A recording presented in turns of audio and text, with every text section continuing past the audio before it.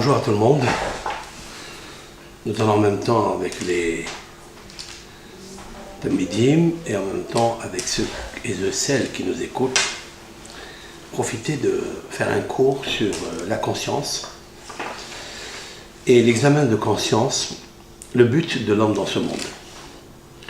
Pour cela, j'ai préparé un cours sur le livre classique d'un grand maître qui a vécu au XIIe siècle, Rabbi Behaye ben Pekouda, Ad-Dayan. J'ai nommé l'auteur du Havot al-Vavot, le devoir des cœurs. Ce cours va être une traduction simultanée du texte du Rav, qui est déjà pas mal, parce qu'il est très difficile, extrêmement difficile de le comprendre, mais les conseils, les avertissements, le réveil qu'il pourra nous procurer d'une manière véridique sont tellement d'une grande importance et vitale que je me suis autorisé et permis de faire des petits cours d'une demi-heure, mais qui amènent un bonheur à la neshama. À la suite de quoi j'ai décidé de faire ces petits cours, à la suite d'une discussion avec une personne et qui m'a donné à réfléchir. Cette personne, donc juive bien sûr, a fréquenté un non-juif, s'est mariée avec lui, elle a eu 2 enfants, elle a été battue par lui, et bien sûr elle a divorcé. Elle se trouve dans un état critique, difficile, de santé. J'ai parlé avec elle, je l'ai rehaussée, je l'ai renforcée. Mais je sais que ça existe énormément dans chaque ville, dans tous les pays.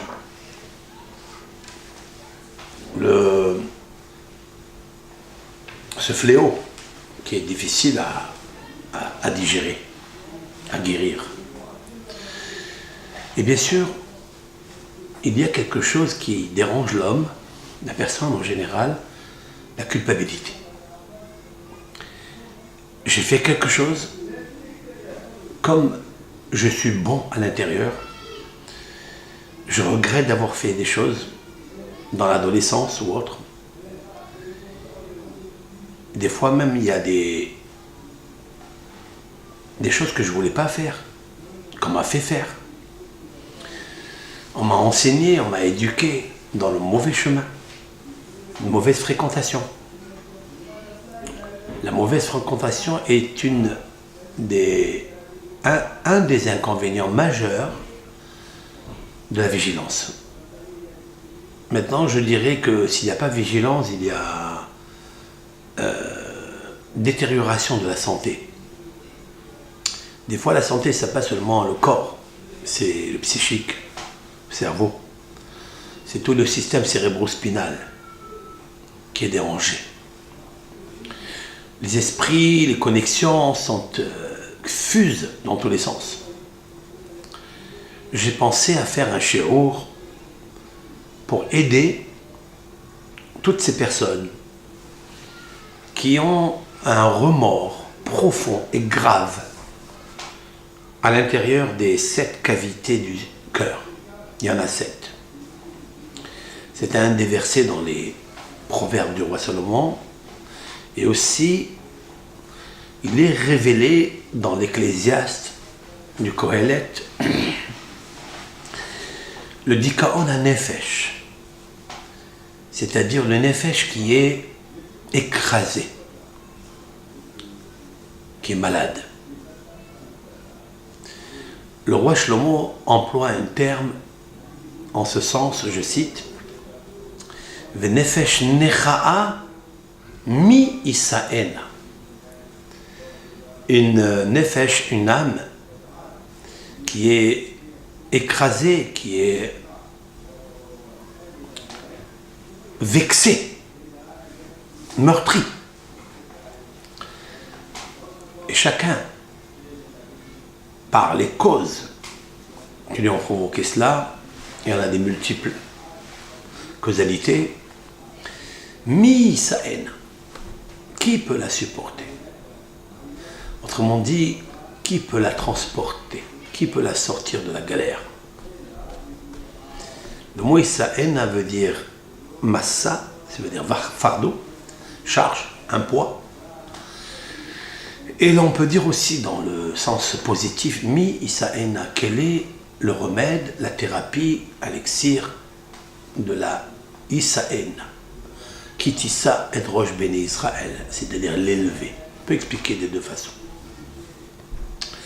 Pour arriver à comprendre pourquoi l'âme est culpabilisée, pourquoi le remords, il y a des gens qui n'arrivent pas à avancer dans la vie, à travailler, parce qu'ils ont cette charge à l'intérieur d'eux. Et l'âme est emprisonnée dans l'angoisse, dans le stress, dans la bipolarité, c'est-à-dire bipolaire, rumeur, humeur, amour, stress.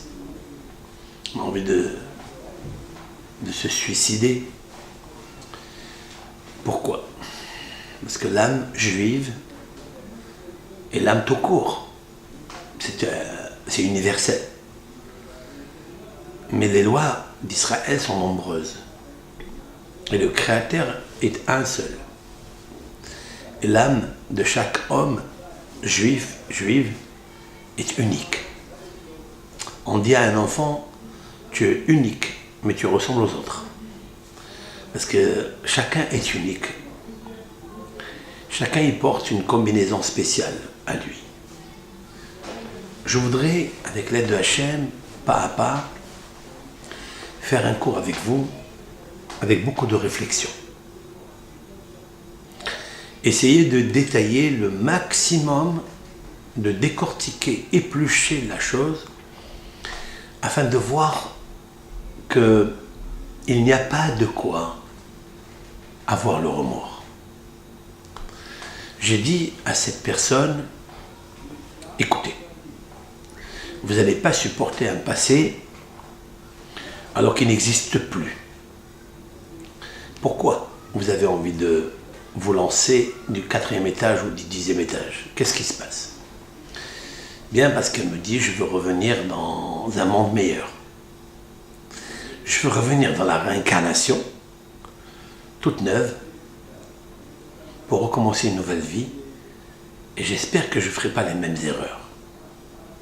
Tiens, lorsque j'ai analysé ces paroles, et c'est pas une fois que ça m'est arrivé, et beaucoup de docteurs, de professeurs qui ont bien sûr des cas de leurs patients de ce genre. Alors bien sûr, on donne des médicaments qui assomment la personne sans aucun sommaire. Et au contraire, ces médicaments agissent des fois, mais il ne faut pas oublier le terrain qui est malade.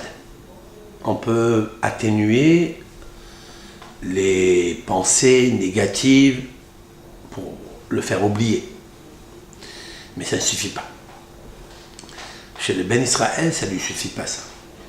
Parce que pour recommencer une nouvelle vie comme un enfant qui vient de naître,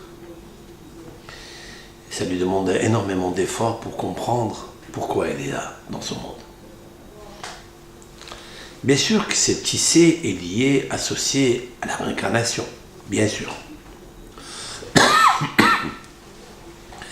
Mais c'est un suicide de se suicider pour revenir en réincarnation, ça c'est sûr.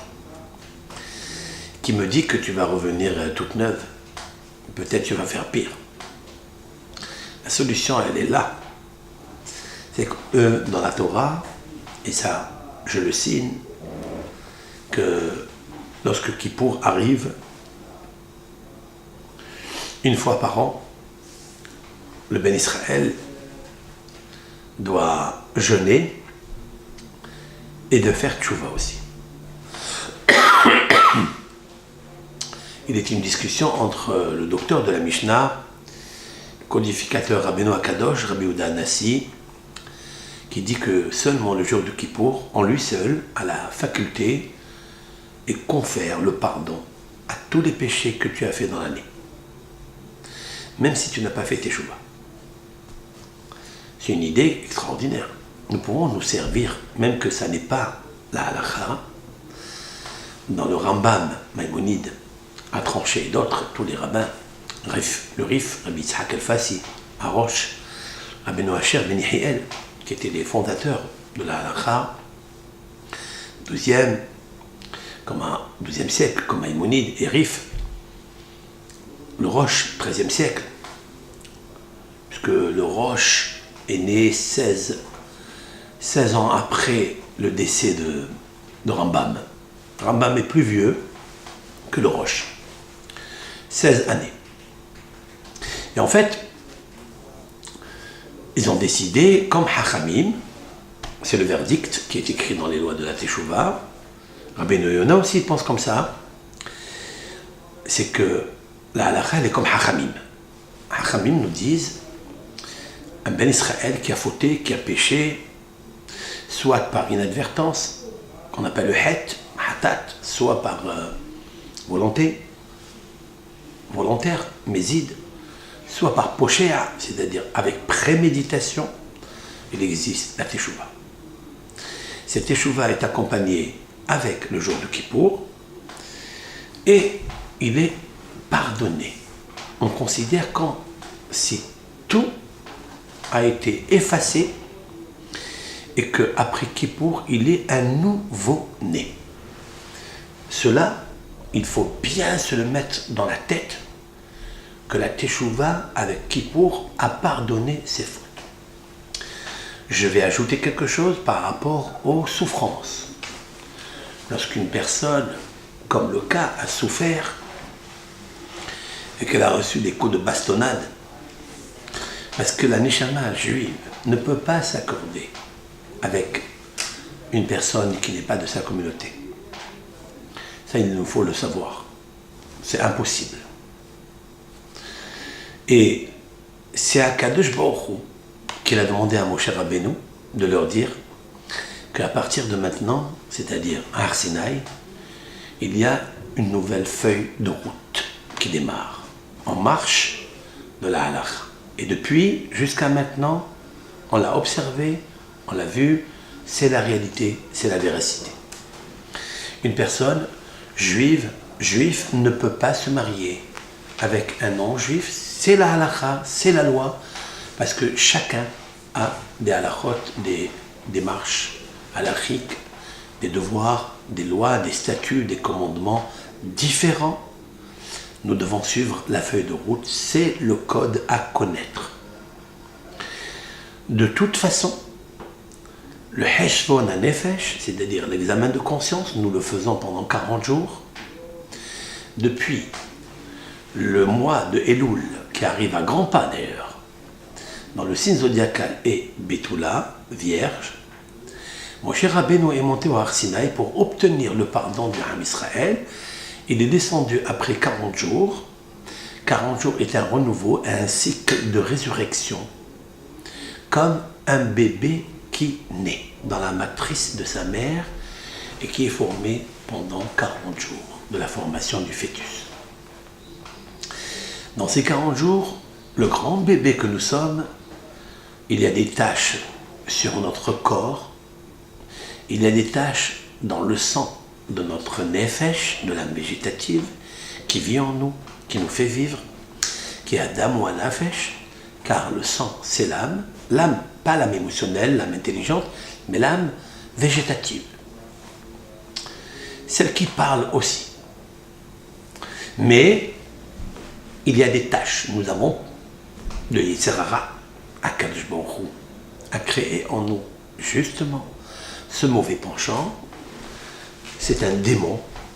L'homme est faible devant la force puissance de ce démon qui habite en nous, c'est un ange très intelligent, astucieux, et qui nous fait faire des péchés mignons qu'on aime, et que par la faiblesse de l'amour du péché, eh bien on succombe. Mais on ne connaît pas l'ampleur élevée, gravissime, en profondeur de ce que peut faire le péché dans l'âme, le trouble psycho, je ne sais quoi, eh bien, l'intellect est touché. Et le Ham Israël, de par son âme, il est très perturbé. Parce qu'il sait que cette âme est une partie de Dieu. Cette partie de Dieu, comme s'il l'abîmait, comme s'il la souillait, comme s'il l'entachait. Et cela, il ne peut pas le supporter. Surtout lorsque c'est lié aussi au kavod des parents. Le respect des parents pour Ben Israël est primordial, très urgent.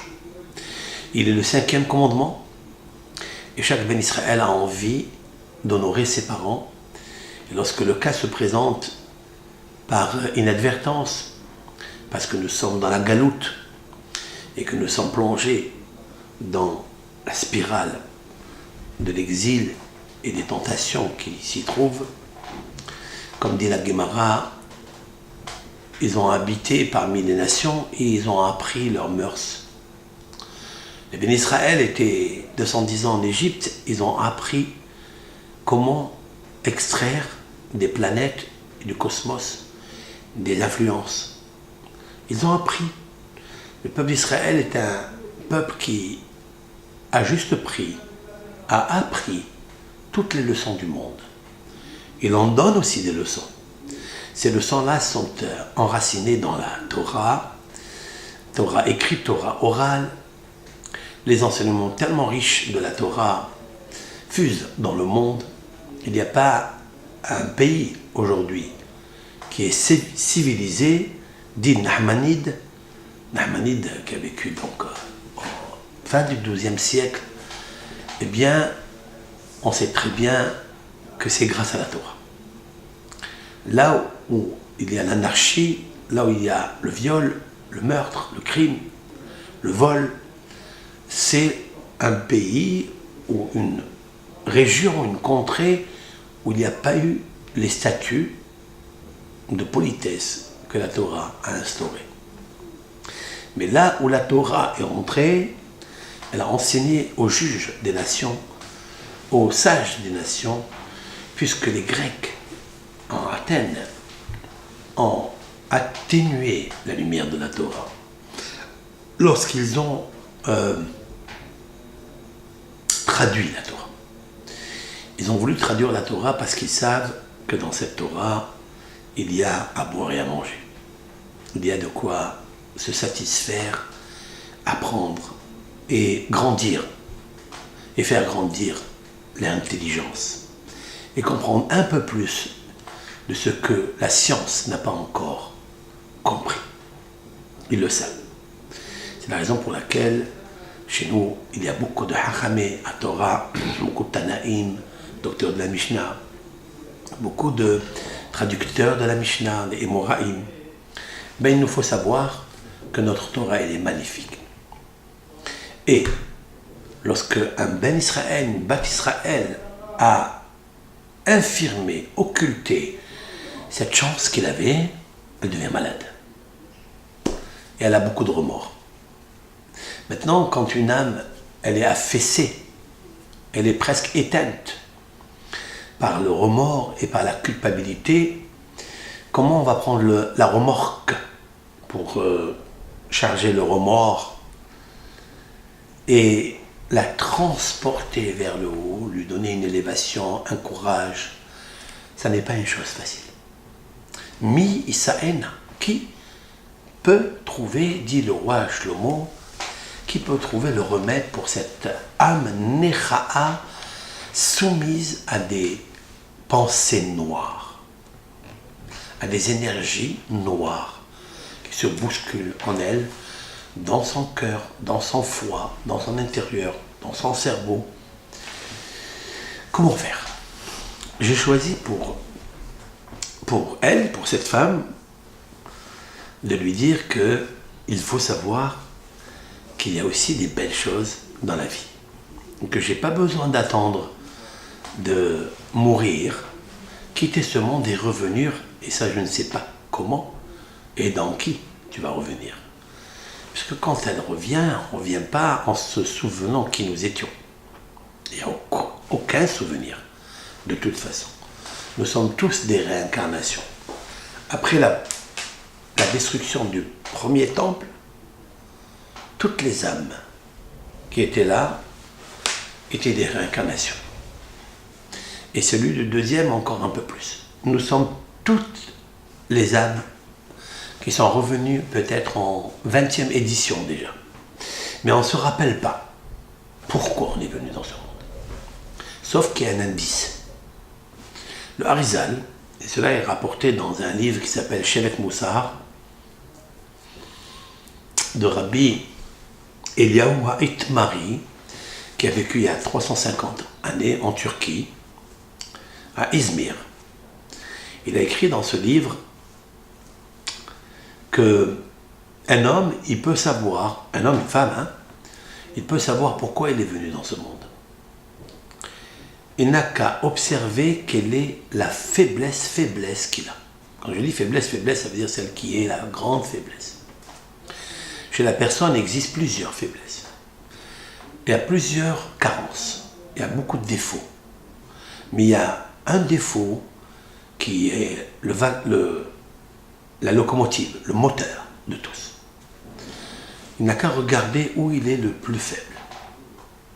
S'il veut savoir quelle est la mitzvah qu'il n'a pas réussi dans une vie antécédente à pratiquer, ou qu'il l'a faite par nonchalance, ou qu'il n'a pas du tout faite, eh bien, il n'a qu'à voir s'il est encore faible aujourd'hui. Ça, c'est un indice que l'âme, Akadosh Baruch Hu, lui a posé ce souvenir, mémento, même s'il ne se rappelle pas qui il était, comment il s'appelait, dans quelle famille il est né. Il n'a qu'à voir maintenant quelles sont les pratiques de Torah, quels sont les gènes qui le gênent d'avancer dans la vie.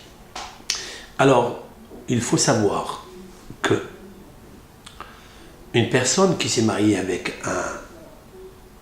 un nom de sa communauté, un nom juif, une non-juive, il faut savoir que c'était le même problème d'avant.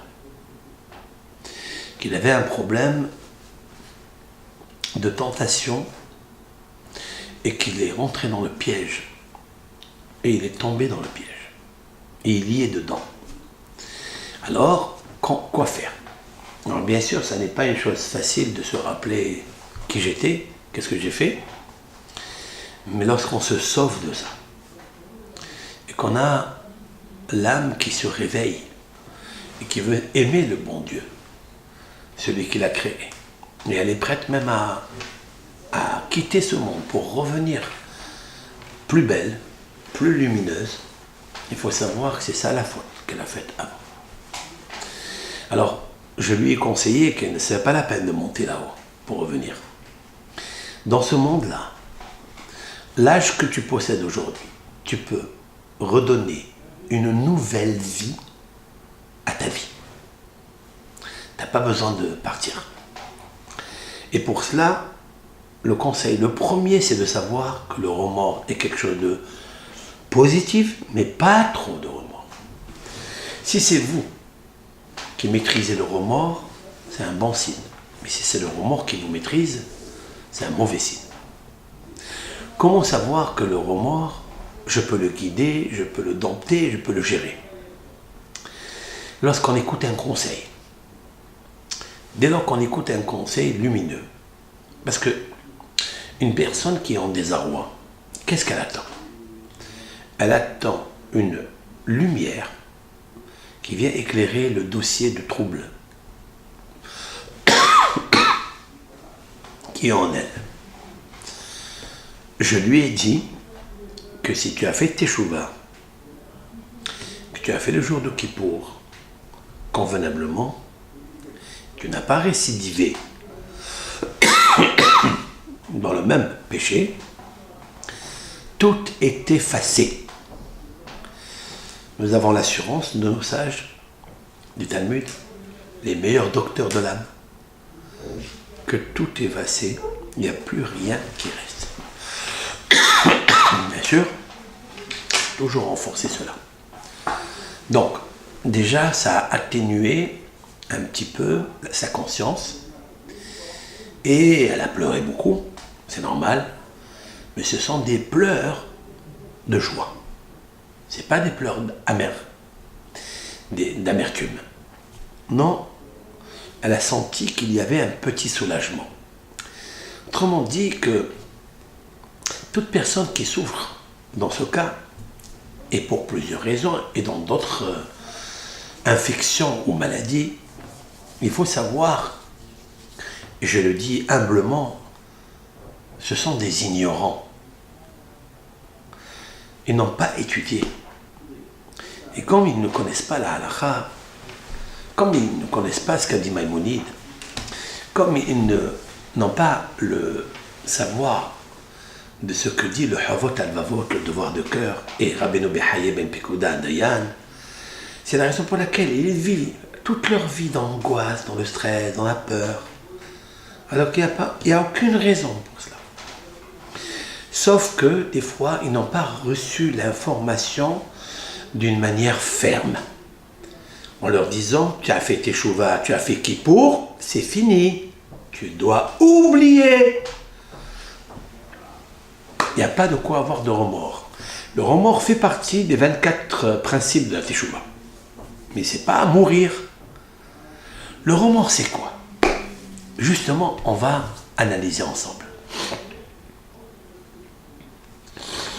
Le remords, c'est en fait se donner la possibilité d'ouverture vers une conscience. Cette conscience-là doit l'amener à la lumière. La lumière, c'est de dire, j'ai un créateur, je sais qu'il existe, je ne le connais pas encore, je ne vis pas avec lui, à proximité de lui. C'est pour ça qu'il m'arrive tous ces pétrins qui ne le pétrissent plus. Mais je sais qu'il existe. Il est au-dessus de moi, il vit en moi. Et je l'ai trahi quelque part. Et donc j'ai honte de lui. Alors là, il faut s'arrêter parce que la honte, la gêne, c'est quelque chose qui peut apporter l'homme à réprimander et faire un examen de conscience sur son intériorité. Et dans sa profondeur, amouk, je vais parler en hébreu aussi parce que c'est intéressant, amouk, be'imke hanefesh. Profondeur dans les profondeurs de l'âme. Lorsque le remords est bon, positif, la personne va sentir qu'à l'intérieur d'elle existe une âme. Lorsqu'il existe, il se rapproche du Créateur et il est gêné de lui. Nos sages disent quelque chose de très intéressant. Comme j'ai dit à cette femme, je lui ai dit, écoutez, il faut savoir que dès lors que vous avez eu honte de ce que vous avez fait, de ce que vous avez, entre guillemets, trahi votre conscience qui est liée avec la source de la conscience, la source de la clémence, Akadosh Baruch, ton Père Céleste. Puisque le Père Céleste est associé à papa et à maman, comme dit le Talmud, dans le traité Nida, page 30a, il existe 3 associés chez l'être humain. Chaque naissance qu'il y a, il y a le papa, il y a la maman. Chacun donne une partie de son corps qui est intégrée dans l'enfant. C'est pour ça qu'on est attaché papa et maman dans l'enfant. C'est ce que dit Rachid sur le verset dans la Genèse. Ve'ayu de basar ehad. un homme doit s'attacher à sa femme, se coller plus exactement à sa femme. Et ils deviendront une seule chair, mais c'est incompréhensible de devenir une seule chair avec un corps étranger. Sauf que Rachi explique, et c'est très beau parce que c'est une explication qui est réelle, simple et véridique, le bébé que vous avez. L'enfant que vous avez chacun donné de votre chair. C'est la raison qu'il est très cher à vos yeux. Et donc vous êtes attaché à lui. Et vous êtes une seule chair par l'enfant. Mais ça ne suffit pas. Parce que cet enfant-là, il serait né, mais sans vie. Un corps inanimé. Il y a le troisième associé qui a donné la majorité, le vital. La Neshama. Cette Neshama, elle donne la vie, elle est la respiration, et elle est en même temps le nom de cet enfant. Autrement dit que ce n'est pas le père et la mère qui ont choisi le nom, puisque le nom, c'est Dieu qui le donne par l'âme. Et des fois, on est indécis de choisir le prénom et on ne trouve pas. Et des fois, même quand on a choisi, au moment de la Brit Mila, on ne le dit pas. On dit autre chose. Parce qu'il y a peut-être un rave ou une tierce personne qui est arrivée là par occasion, il vous dit appelez-le aussi. Comme ça. Mais tout ça, ce sont des paramètres qui nous échappent. Ben, la raison est très simple, c'est l'âme. L'âme de Dieu, c'est le nom que porte l'enfant. C'est la raison pour laquelle il faut choisir des prénoms bibliques pas trop puissants. Il faut choisir des prénoms que l'enfant porte, peut supporter. Au-dessus de lui, il ne pourra pas. C'est un cours qu'il nous faut faire par rapport au prénom, comme il est stipulé dans le livre du Harizal et Rabbi Avraham Azoulay, l'arrière-arrière-grand-père de Rav Hida, dans son livre Hesed l'Avraham. On y viendra un jour. Donc, il faut savoir, dit le Talmud, quand une personne faute, elle a fait un péché, elle a un traumatisme, comment elle a pu faire une chose pareille? Ça veut dire quoi? Ça veut dire que c'est très difficile de supporter, de ne pas faire ce que j'ai envie de faire. C'est très difficile. J'ai en moi quelque chose d'insupportable, qui gîte en moi, qui est plus fort que moi. Comment faire? Alors, nos sages disent que s'il a eu honte sur place et en place sûre, il faut qu'il sache que l'Éternel lui a pardonné immédiatement. Quand une personne se saisit d'effroi et d'humilité, comment il a pu agir? Il a le remords. Je ne dis pas encore la culpabilité. La culpabilité vient après, parce que tu n'as pas eu honte. Mais si tu as eu honte de ce que tu fais, c'est sûr et certain qu'à Kadosh Baruch Hu, c'est marqué Lozaz Misham, il ne bouge pas de là-bas, jusqu'à ce qu'on lui pardonne. Ça veut dire que la honte et la gêne fait pardonner. Nous allons continuer avec l'aide de Hachem, le deuxième cours.